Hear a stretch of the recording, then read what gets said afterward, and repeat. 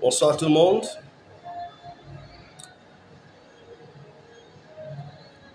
C'est encore pour moi une grâce et un privilège d'être avec vous aujourd'hui. Comme nous sommes donnés rendez-vous pour aujourd'hui à 17 h pour un nouveau live. Je suis très content, j'espère que vous êtes aussi content avec moi. Et vraiment que Dieu vous bénisse et que Dieu vous assiste. Vous avez certainement eu l'occasion d'assister au live d'hier. D'accord, donc nous avons parlé de la nouvelle naissance, comment devenir chrétien. Et nous avons touché quelques points. Comment on devient chrétien, comment on est de nouveau. C'était très important. Nous avons parlé du baptême. Alors aujourd'hui, nous allons continuer dans ce sens, en allant un peu plus en profondeur. Connectez-vous d'abord. Je n'ai pas envie d'aller déjà vite en besogne pour donner la possibilité à tout le monde de pouvoir suivre. Nous vivons des moments extraordinaires, des moments particuliers dans la grâce de Dieu. Dieu aujourd'hui nous permet, le Seigneur nous permet d'avoir la possibilité, il te permet d'avoir la possibilité d'écouter l'évangile, d'écouter la vérité qui peut sauver ton âme. C'est très important. Alors, nous avons parlé depuis un bon bout de temps de plusieurs points et là nous sommes en train de toucher un point très essentiel. Vous aurez la possibilité de poser vos questions sans problème. Vous pouvez les écrire. Alors, si quelqu'un d'autre veut appeler, il sera libre de le faire tranquillement. Alors, ce dont il est question cet après-midi, c'est la suite de ce que nous avons déjà fait hier. Alors, hier, nous faisions comprendre que on ne peut pas devenir chrétien n'importe comment. Il faut savoir que être chrétien, ce n'est pas quitter sa maison et appartenir à une assemblée. Vous êtes quitté de là où vous étiez à la maison, vous n'alliez pas dans une église et un jour, vous avez fini par adhérer à une assemblée. Et parce que vous adhérez à cette assemblée, vous priez, vous participez à des jeûnes, vous participez à des séminaires, vous participez à des chorales, vous participez à des mouvements. Toutes ces choses ne font pas de vous un enfant de Dieu ou un chrétien. Non. Non. Il faut d'abord comprendre, si on ne comprend pas que l'homme d'abord, l'homme, Dieu a apporté le salut à l'homme. Et ce salut, c'est à cause du péché. L'homme a été séparé de Dieu à cause du péché. Dans sa nature, l'homme est corrompu depuis Éden. L'homme a péché contre Dieu à travers Adam. Lorsqu'Adam a péché, tous autant qu'ils sont, n'est-ce pas, ont péché. Et nous avons hérité une nature qu'on appelle la nature adamique, la nature pécheresse, qui fait que nous soyons en tant qu'hommes, en tant qu'êtres humains, foncièrement mauvais, foncièrement pécheurs. Nous sommes dans le péché et nous vivons dans le péché à travers cette nature. Donc il était nécessaire pour Dieu de donner à l'homme une autre nature. De donner à l'homme une autre nature qui ne naisse plus selon la nature de l'homme, mais selon la nature de Dieu, pour pouvoir vivre comme un enfant de Dieu. Et hier, nous avons été clairs là-dessus. On ne devient pas chrétien en faisant une prière, comme on voit aujourd'hui dans les assemblées du monde. Je les appelle les assemblées du monde, il faut me comprendre, parce que une assemblée de Jésus-Christ pratique l'enseignement de Jésus-Christ. Une assemblée du monde a ses propres enseignements. Les enseignements, certainement, que leur pasteur ou que ton pasteur a reçu dans une école théologique, dans une école biblique, ou qu'il a appris à travers la philosophie, ou à travers ses mentors. Mais c'est tout sauf l'Église de Christ, parce que l'Église de Christ a sa doctrine.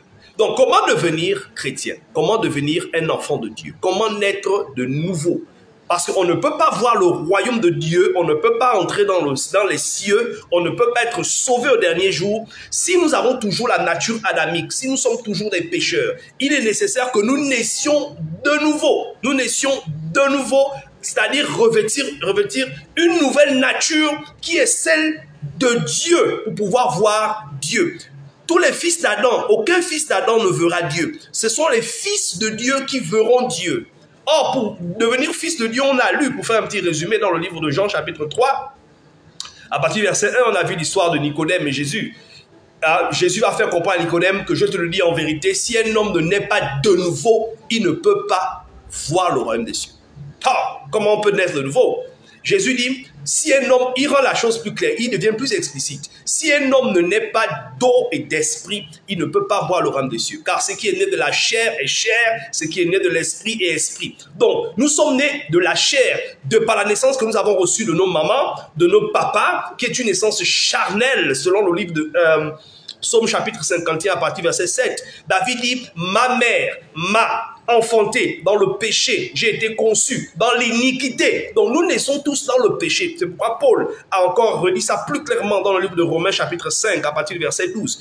Nous n'allons pas lire ces textes, je les cite et je donne le contenu. D'accord. Romains a été clair. Il dit le péché est entré dans le monde par comment? Par un seul homme. Et par le péché la mort. Et la mort s'est étendue sur tous les hommes. Car tous sont péchés, même ceux qui n'ont pas commis de transgression semblable à celle d'Adam. Vous voyez? Donc, il est nécessaire, comme Jésus dit, il faut que tu naisses de nouveau. Donc, ayant reçu une naissance sur la chair, qui nous fait esclaves du péché, il faut qu'on reçoive à nouveau donc une naissance qui est selon l'esprit, qui est la naissance selon Dieu pour devenir fils de Dieu. Or, cette naissance se fait par quoi? Jésus dit, il faut naître d'eau et d'esprit.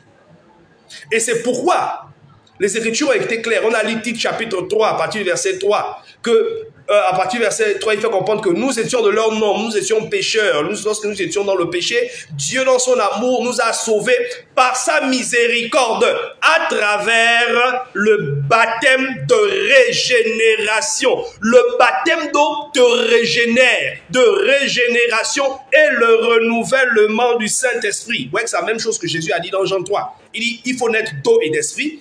Tite, chapitre 3, à partir du verset 3, il dit, nous sommes sauvés par la miséricorde de Dieu à travers le baptême de régénération et le renouvellement du Saint-Esprit.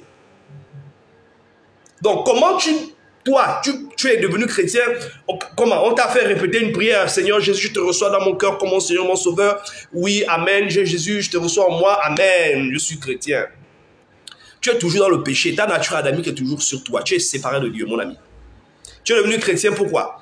Parce que tu es allé à l'église, subitement on t'a donné un poste. On t'a donné le poste de chantre, on t'a établi diacre, on t'a établi ancien parce que tu gagnes beaucoup d'argent. Ouais, aujourd'hui dans le monde c'est ça. Quand quelqu'un vient dans l'église, s'il a un gros salaire peut-être de 600, 800 000 francs, on s'arrange pour qu'il soit rapidement établi diacre ou qu'il soit rapidement établi ancien parce qu'on sait qu'on aura des grosses dîmes. Parce qu'il y aura des grosses dîmes, au moins ils vont le retenir dans l'église. On n'a pas besoin de son âme, c'est pas important. Bon, bref, je ne vais pas rentrer là-dedans. Revenons dans ce qui nous concerne. C'était juste une parenthèse. Alors, aujourd'hui, j'ai fait un petit résumé. J'ai répondu également hier comment on a montré comment les apôtres ont baptisé. Il n'y a personne qui est rentré dans la foi sans être baptisé. Tout le monde a été baptisé.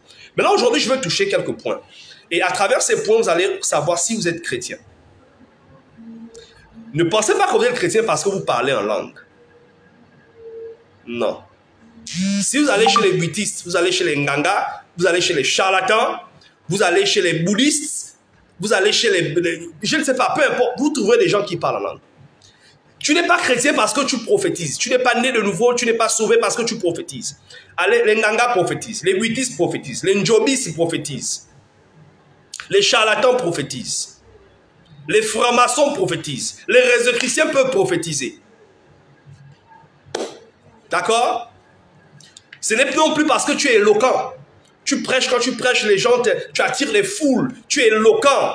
Ou alors, parce que tu es chantre. Quand tu chantes, les gens tombent, les gens sont touchés, ça crie. Non, ça ne veut rien dire. Michael Jackson faisait tomber les gens quand il faisait les concerts. D'accord? Les stars de ce monde, comme les Beyoncé, les R. Kelly, toutes ces personnes-là, ils font tomber les gens. Ils touchent les gens. Il y a des grands orateurs dans ce monde, des grands politiciens qui sont très, très éloquents. Mais ça ne fait pas d'eux des enfants de Dieu. Revenons à ce qui est essentiel. Il y a quelques questions qu'on doit se poser. D'abord, quand on parle d'être chrétien, d'accord, on a vu clairement qu'il faut être baptisé. C'est par le baptême qu'on obtient le pardon de nos péchés. On a vu dans Actes des Apôtres, chapitre 2, versets 37 à 38. L'apôtre Pierre leur pose la question clairement. du moins les Juifs, posent la question à Pierre. Homme frère, que ferons-nous? Pierre leur dit, 1. Repentez-vous et que chacun de vous se fasse baptiser au nom du Seigneur Jésus pour le pardon de vos péchés. C'est clair. Par le baptême, on obtient le pardon des péchés. Mais on va revenir là-dessus. Donc, si nous comprenons que pour naître de nouveau, pour être un chrétien, il faut croire à l'évangile, croire à la parole de Dieu, et ensuite être baptisé. Jésus l'a dit dans Marc chapitre 16, verset 16. Celui qui croira et qui sera baptisé sera sauvé. Jésus n'a pas dit celui qui croira sera sauvé. Celui qui croira et qui sera baptisé sera sauvé. La foi te donne la possibilité d'obtenir le pardon des péchés par le baptême. Donc, arrêtez ces doctrines anti-baptistes. Ces doctrines anti-baptistes qui existent aujourd'hui, que quelqu'un peut aller au ciel, s'il n'est pas baptisé, le baptême ne sauve pas. C'est des mensonges. Les apôtres ne l'ont jamais prêché. Il n'y a aucun chrétien qui est devenu chrétien sans être baptisé. Ça n'existe nulle part. C'est des doctrines, nouvelles doctrines charismatiques. Des doctrines que les Américains ont amenées à travers leur soi-disant réveil. Lorsque dans les années 85, au Gabon, certains pasteurs, prédicateurs ont dit, voilà, ils ont apporté le réveil. C'est quel réveil? Ils ont apporté un mouvement spirituel qui n'était pas un mouvement selon Dieu. Ce n'est pas ça le réveil. On ne peut pas faire un réveil en changeant l'enseignement de Christ. Tout réveil, tout mouvement qui va dans le sens de changer l'enseignement, qui apporte des manifestations spirituelles qui s'opposent entièrement à la doctrine fondamentale écrite de Jésus-Christ, c'est un réveil démoniaque. Et l'église de Jésus-Christ n'a jamais eu besoin de réveil. L'église de Christ a toujours été vivante parce qu'elle a toujours été fondée sur le roc. Jésus a dit dans Matthieu chapitre 16, depuis le verset 13 à 16, il dit, tu es pierre, sur cette pierre je bâtirai mon église et les portes du séjour des morts ne provoqueront point contre elle. La mort, le temps, l'hérésie, l'apostasie ne pourront jamais prévaloir contre l'église. Même quand les gens abandonnent la foi, ils créent leurs propres églises, ils changent la doctrine de Christ, ils emportent l'apostasie, la corruption, l'abomination dans ce monde. L'église de Jésus-Christ restera toujours intacte parce que sa fondation, elle a des piliers. Elle a des piliers, c'est la vérité. Les réformateurs, comme les gens comme les John Wesley, les Martin Luther, les Finney, tous ces hommes, ce sont les réformateurs de l'église catholique. Ce sont les réformateurs du nouvel âge, les réformateurs de la nouvelle église. Ce ne sont pas les réformateurs de l'église de Jésus-Christ.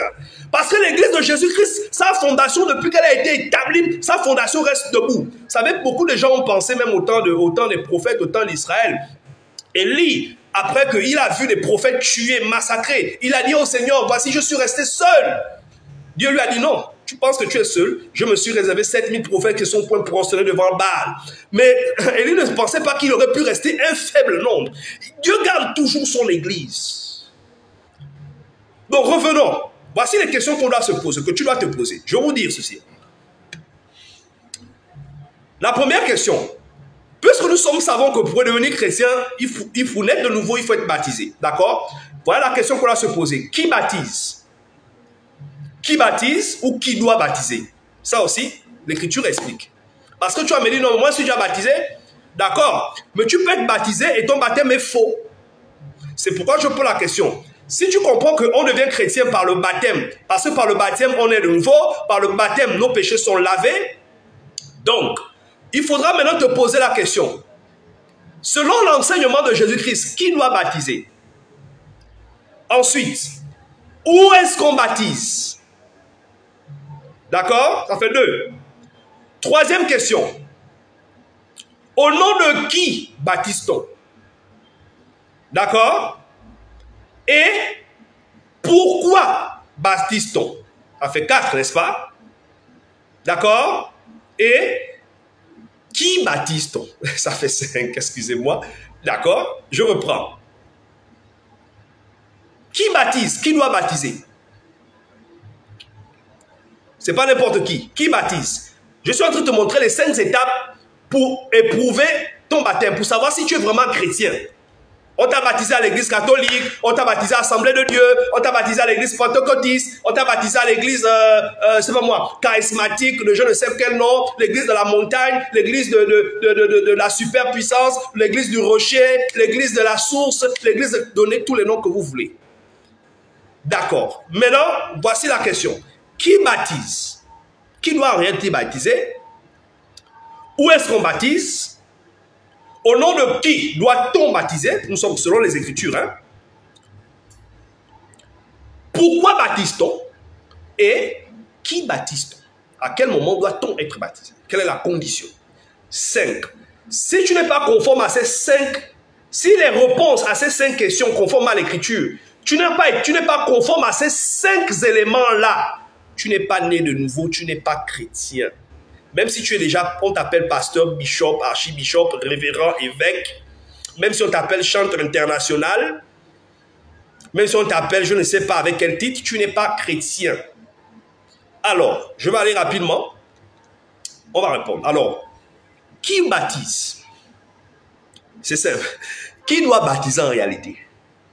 Tu vas aller ramasser à la route, tu croises un fou, tu dis, bon, monsieur, baptisez-moi. C'est ça le baptême? Ou tu vas dans un endroit où il y a une pancarte, tu vois, c'est écrit église de ceci. Oui, oh, vous êtes une église, oui, pasteur, baptisez-moi. Attention. Ah non. On va lire l'Écriture. Qui est-ce que Jésus a envoyé baptiser? Voilà l'Écriture. Allez dans le livre de Matthieu. Cette fois-ci, je vais lire parce que j'ai cité beaucoup de textes sans lire. Enfin, du moins, je les ai cités verbalement sans ouvrir l'Écriture. Parce que je sais que vous les connaissez déjà. Mais cette fois-ci, on va lire. Alors, dans Matthieu chapitre 28, qu'est-ce que l'Écriture dit? C'est clair.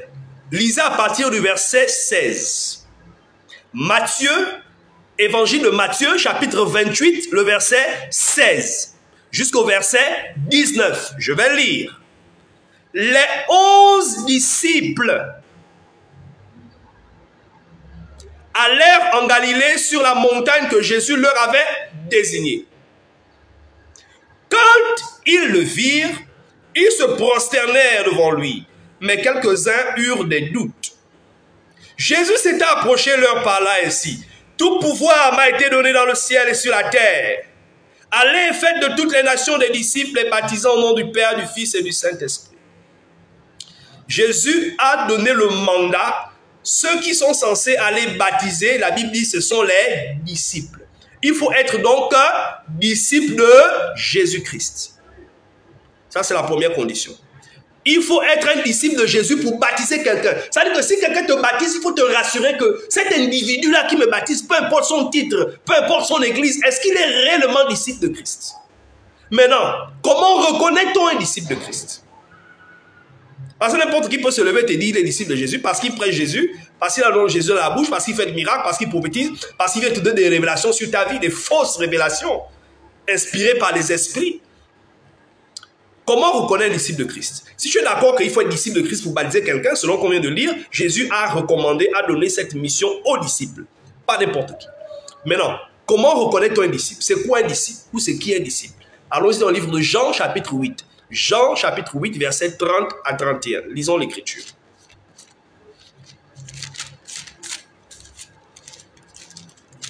Qu'est-ce que la Bible dit? Jean 8, versets 30 à 31.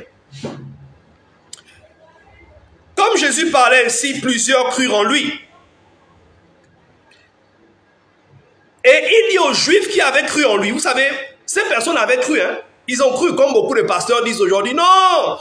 Tu as cru en Jésus? Oh, mais tu es sauvé. Tu as cru, non? Oh, mais tu vas aller au ciel.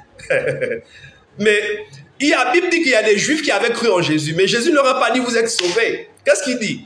Verset 31. Et il dit aux Juifs qui avaient cru en lui, si vous, condition, hein, si vous demeurez dans ma parole, vous êtes vraiment mes disciples.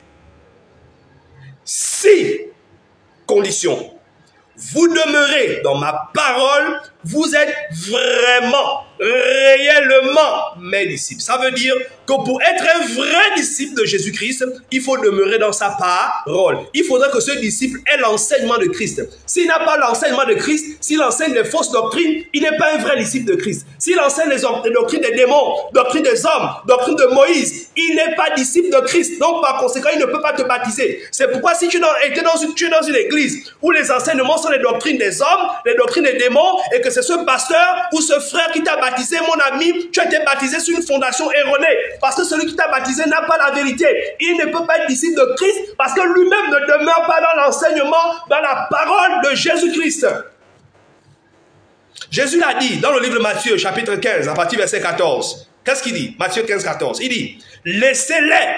Ce sont des aveugles qui conduisent des aveugles. Si un aveugle conduit un aveugle, ils tomberont tous deux dans une fosse.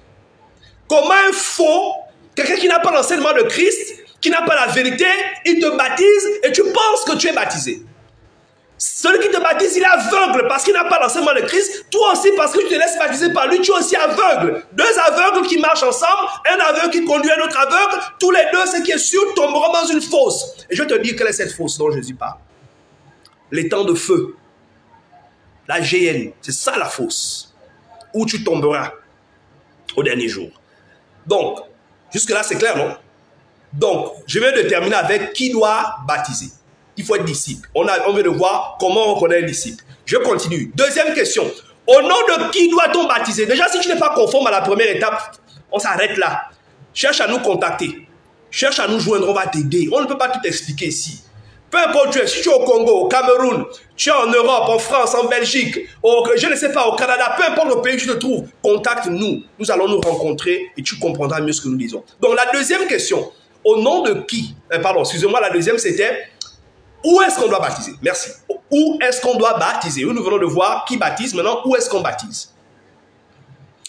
Tu as certainement été baptisé, on t'a appris de l'eau. Voilà, ouais, comme ce verre-là. On a pris un verre, on l'a versé sur ta tête. On t'a amené dans une cuisine ou dans un salon, on t'a versé de l'eau à la tête.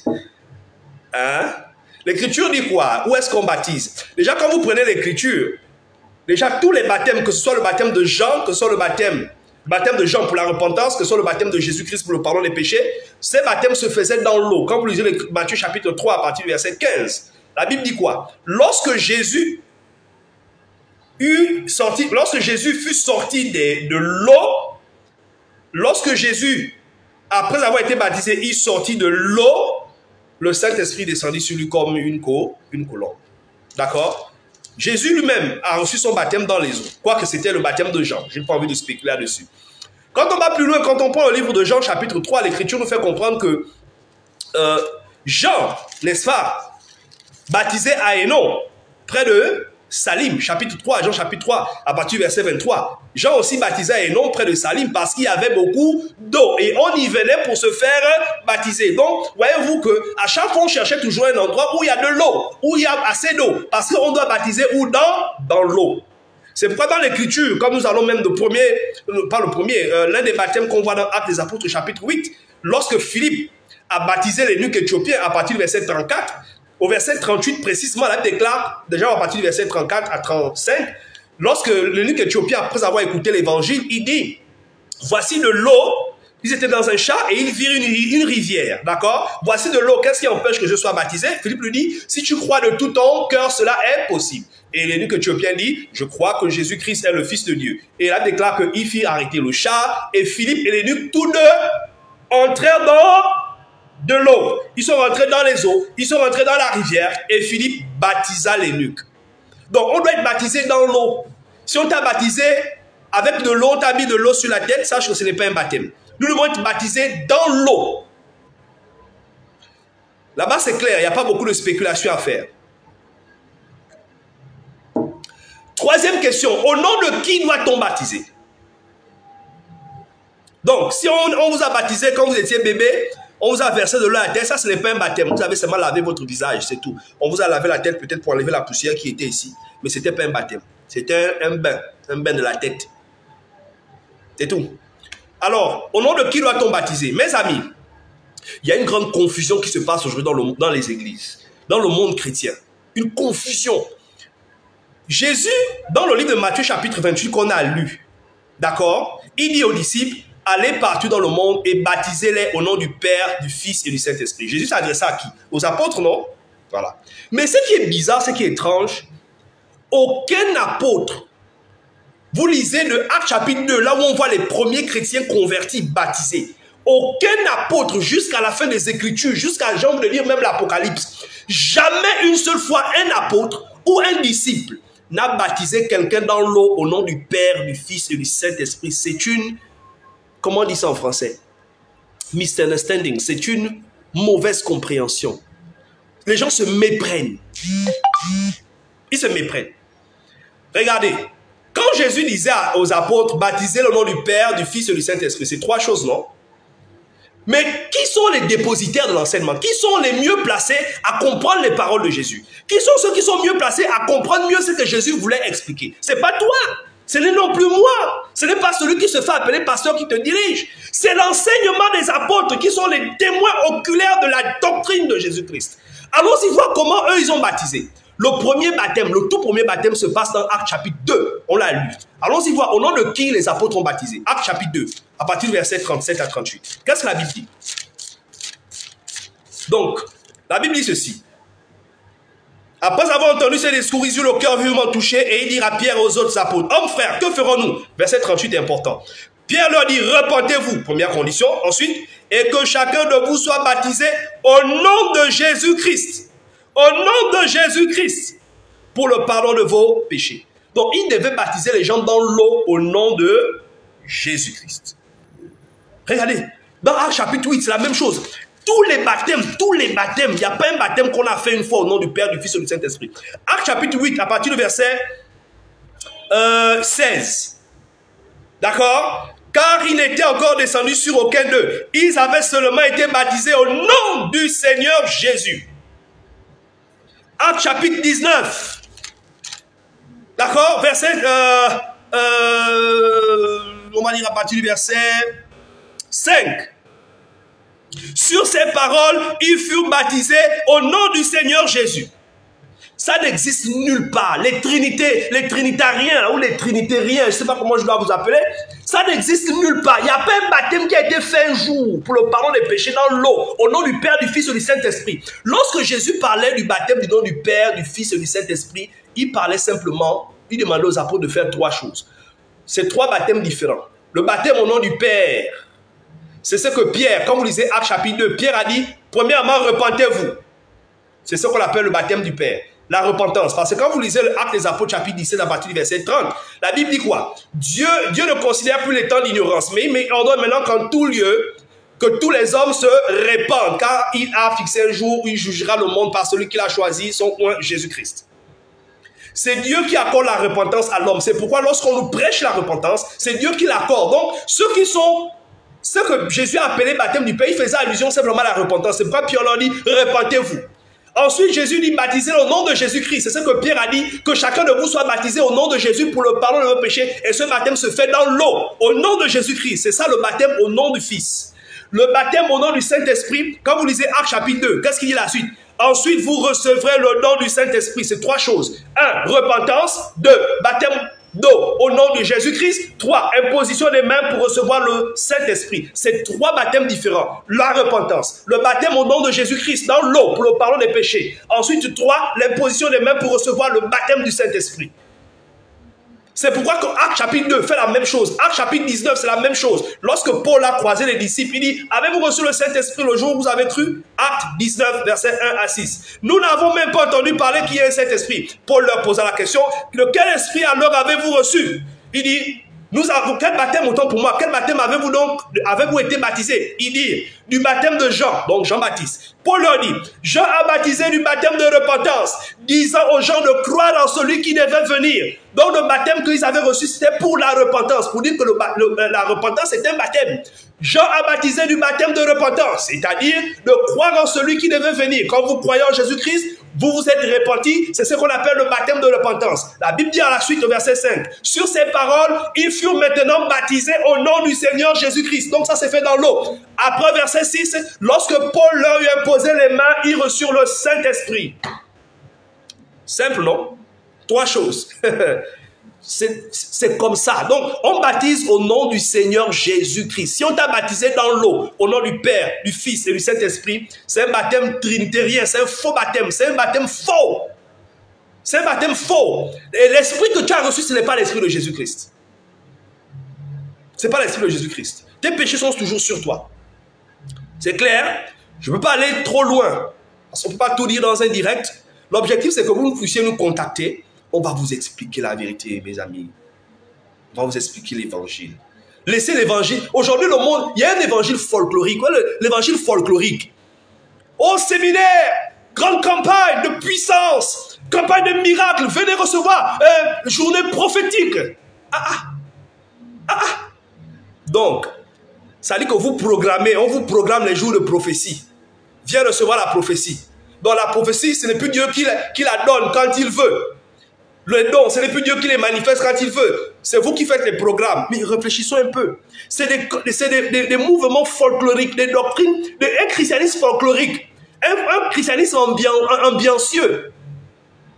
Christianisme de l'ambiance. Chrétienté de l'ambiance.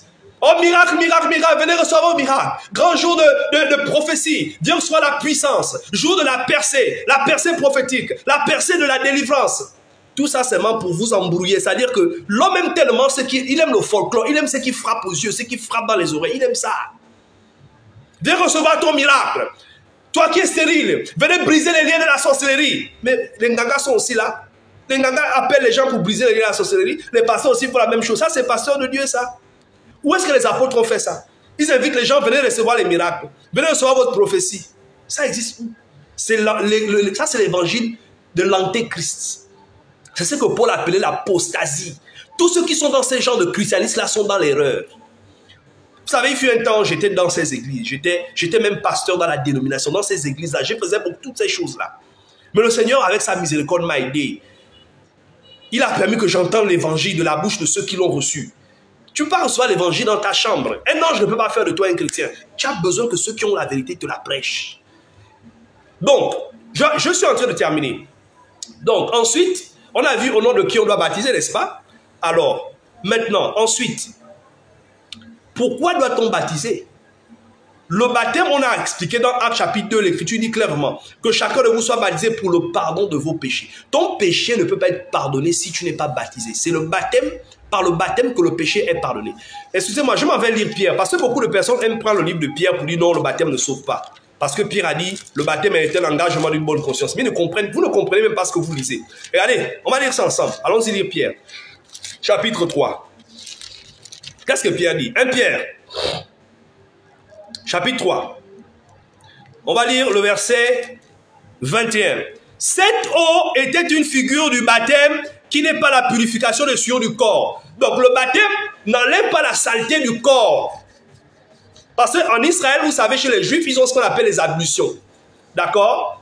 Mais le baptême qu'on reçoit en Christ, ce n'est pas pour ôter l'impureté de la chair, du corps. Mais qu'est-ce qu'il dit? Mais c'est l'engagement d'une bonne conscience envers Dieu et qui maintenant vous sauve par la résurrection de Jésus-Christ. Il dit quoi? Le baptême, c'est l'engagement d'une bonne conscience qui vous sauve. Donc le baptême sauve. Ça sauve. C'est écrit. C'est l'engagement d'une bonne conscience qui maintenant vous sauve. Ça vous sauve. Qu'est-ce qui sauve? Le baptême. Et quand on parle de l'engagement d'une bonne conscience, je n'ai pas trop de temps pour l'expliquer. Je vais vous expliquer ce que ça veut dire. Ici, Paul ne parle pas, ici Pierre, autant pour moi, n'est pas en train de parler de... il n'est pas en train de faire allusion uniquement à la personne qui s'engage avec son moral ou avec son intelligence, quoique c'est vrai. Mais pourquoi il fait allusion? Il dit, c'est l'engagement d'une bonne conscience. C'est quoi la bonne conscience? À quel moment on obtient la bonne conscience? C'est ce que Paul est en train d'expliquer. Le baptême, c'est l'engagement d'une bonne conscience envers Dieu. Donc, le baptême procure quoi? Ça donne à celui qui s'engage avec Dieu de recevoir une bonne conscience. Maintenant, je vous explique ça plus clairement. Allez dans Hébreux chapitre 9. Je n'ai pas assez de temps. Regardez le verset, à partir du verset 13. Hébreux chapitre 9, verset 13. Vous allez voir pourquoi Pierre parle de la bonne conscience en parlant du baptême. Il dit ceci. Car si le sang des taureaux et des boucs et la cendre des vaches répandue sur ceux qui sont souillés sanctifie et procure la pureté de la chair. Donc les Hébreux, lorsqu'ils faisaient des sacrifices animaux, le sang qui y répandait sur eux procurait quoi? La sanctifiait et procurait la pureté de la chair. Verset 14. Combien plus le sang de Christ, qui par un esprit éternel s'est offert lui-même sans tâche à Dieu, purifiera-t-il votre conscience des œuvres mortes afin que vous serviez le Dieu vivant? Donc, Combien de fois le sang de Christ Jésus qui a été, ce sang éternel, ce sang qui a été versé, purifiera-t-il votre conscience des œuvres mortes? Parce que le sang de Jésus, lorsque ça a été versé, est venu purifier notre conscience des œuvres mortes. Nos consciences étaient mortes par le péché, par la nature adamique. Dieu est venu par Jésus-Christ, par son sang, est venu purifier notre conscience. C'est pourquoi le sang de Jésus-Christ qui lave le péché, à quel moment nous sommes-nous en communion avec ce sang? Quand nous sommes baptisés, nous mourrons avec Jésus-Christ. Et on mourra avec lui, nous sommes en communion avec son sang. C'est dans le baptême que le sang de Jésus nous lave. C'est dans le baptême que le sang de Jésus nous purifie. Parce que Jésus, son sang a coulé sur la croix. Son sang a coulé, il a fallu qu'il soit crucifié. Il a fallu qu'il meure. De la même manière, nous également, pour être unis au Christ, pour être sanctifiés, pour être lavés, nous devons nous joindre à Jésus-Christ dans sa mort, pour avoir part à son sang, pour avoir part à l'aspersion du sang de Jésus-Christ à travers le baptême qui est en Jésus-Christ. Et ce sang purifie nos consciences des œuvres mortes. C'est pourquoi le baptême, c'est l'engagement d'une bonne conscience envers Dieu et qui nous sauve, mes frères. Est-ce qu'on se comprend? C'est pour le pardon des péchés. Ananias l'a dit à Paul. Paul n'est pas devenu chrétien par un ange. Paul n'est pas devenu chrétien par révélation. On l'a baptisé. Ananias a dit à Paul. Paul n'a pas fait de cours bibliques. Il n'a pas fait de cours de catéchisme. Aucun chrétien n'a fait de cours de baptême. Aujourd'hui, quand on vous, d'abord même quand ils font leur campagne, vous venez dans leurs assemblées, ils vous disent, bon, vous allez d'abord faire les cours de baptême, on va d'abord vous observer pendant 6 mois. Si vous répondez à toutes les questions qu'on vous pose, on va vous baptiser. Mais ça, c'est du n'importe quoi. Ça, c'est les doctrines des hommes. Aucun chrétien, on ne devient pas chrétien, on ne prend pas un baptême parce qu'on a suivi des cours. C'est des doctrines humaines fausses. Donc, le baptême, c'est pour le pardon des péchés. Maintenant, je termine avec ça. Le dernier point. Qui doit recevoir le baptême? Ce n'est pas parce que tu viens dire que je vais être baptisé qu'on doit te baptiser. L'Écriture est claire. L'apôtre Pierre a dit dans Acte 2, 38 qu'on a lu, il dit, repentez-vous. Ensuite, que chacun de vous soit baptisé au nom. Donc, la condition sine qua non pour être baptisé, pour obtenir le pardon des péchés, tu dois être repenti. C'est ce que Jésus a dit dans Marc chapitre 16 en disant, celui qui croira. Donc, la condition première avant d'obtenir le baptême qui te lave de tes péchés, tu dois d'abord croire. Or, la foi ici s'illustre en d'autres termes parce qu'on appelle la repentance. Donc, la foi en Jésus-Christ implique la repentance. C'est ce qu'a dit Paul dans Acte 19 également. Jean a baptisé le baptême de repentance, disons aux gens de croire en celui qui venait, Jésus-Christ. Si tu vis dans la fornication, tu vis dans le concubinage, on ne peut pas te baptiser. Si ton pasteur t'a baptisé dans le concubinage, tu vis dans le concubinage, tu n'es pas marié, tu vis dans la fornication, dans le copinage, tu as un copain, tu as une copine, mais tu es chantre. Mon ami, ma soeur, toi-même tu sais que tu n'es pas chrétienne. Tu sais que tu n'es pas chrétienne. Il n'y a pas quelqu'un qui vit dans le copinage, dans la fornication, dans l'adultère, qu'on prend, on peut baptiser. Cette personne n'est pas repentie. Tu n'es pas du tout repenti. Si tu vis dans la fornication, tu vis dans le concubinage, tu vis dans l'adultère, le travail que tu fais, c'est la prostitution. Tu sors chaque soir pour aller te prostituer à la rue. Mais tu appartiens à une église. Et dans cette église, tu es même chantre. Tu es intercesseuse. Tu es membre de la chorale. Tu es collaborateur du pasteur. Tu n'es pas repenti. On ne peut pas te baptiser. Tu ne peux pas devenir chrétien. Même un ange ne peut pas venir du ciel et puis te rendre chrétien. C'est impossible. Tu dois te repentir. Si tu es prostituée, homosexuelle, lesbienne, transgenre, tu as changé de sexe, de nature. Si tu écoutes l'évangile de Jésus-Christ, tu dois te repentir. Abandonner ces œuvres-là. Abandonner ces œuvres-là qui va amener la condamnation dans ta vie. Qui va t'amener en enfer. Ce n'est pas parce que ton pasteur t'a dit, bon voilà, oublie ça. Dieu t'aime, tu peux rester comme ça. Non, tu dois te repentir, mon frère, ma soeur. Il faut te repentir, abandonner le péché. Et tu nous appelles, on va te montrer le chemin de l'évangile. On doit te baptiser pour que tu deviennes chrétien. Renonce à ces choses que le monde veut nous vendre aujourd'hui. L'Occident, l'Amérique, même l'Afrique aujourd'hui veut nous vendre, légaliser le péché. Et les églises du monde légalisent également ce péché.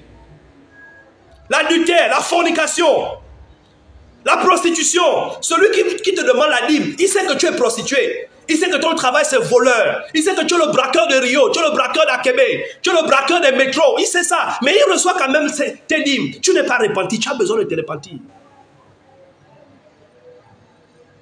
Tu as abandonné ses œuvres.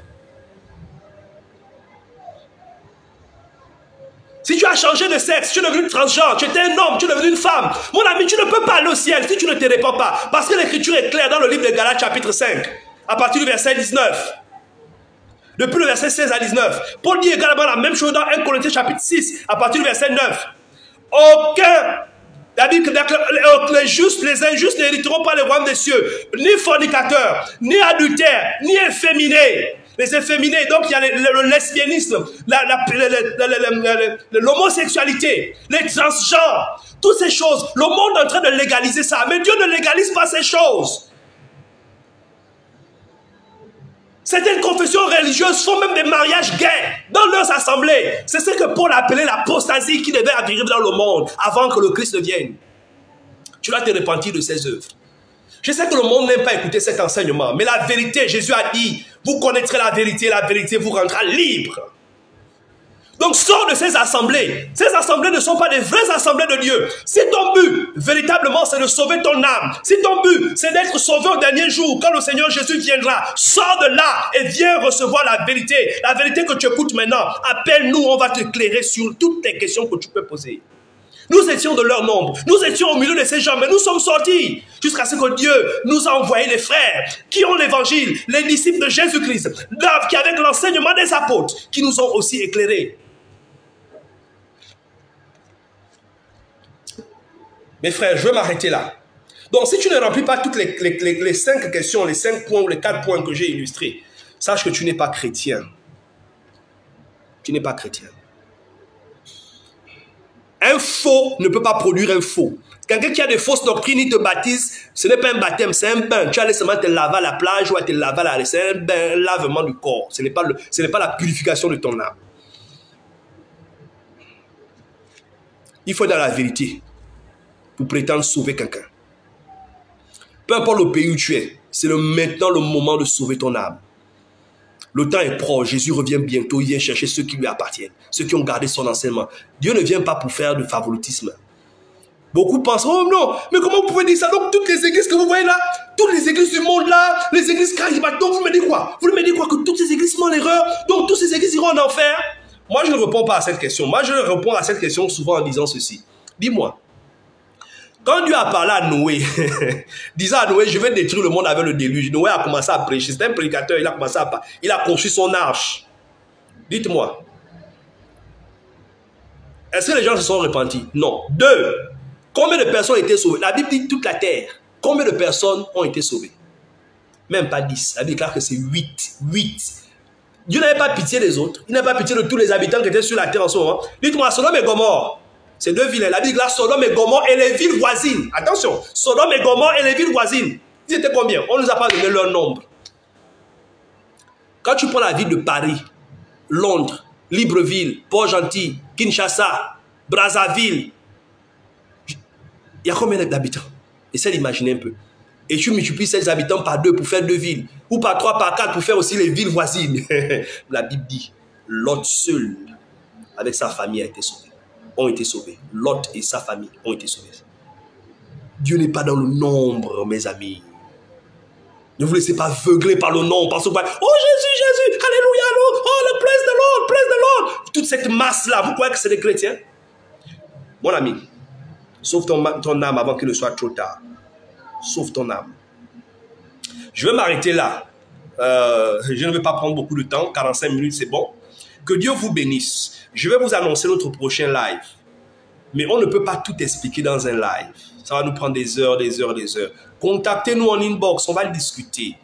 Ou si vous êtes proche de nous, on vient vers vous, on s'assoit, on va discuter. Si vous êtes convaincu de notre enseignement, qui n'est pas le nôtre, qui est celui de Jésus-Christ et de ses apôtres, faites-nous signe.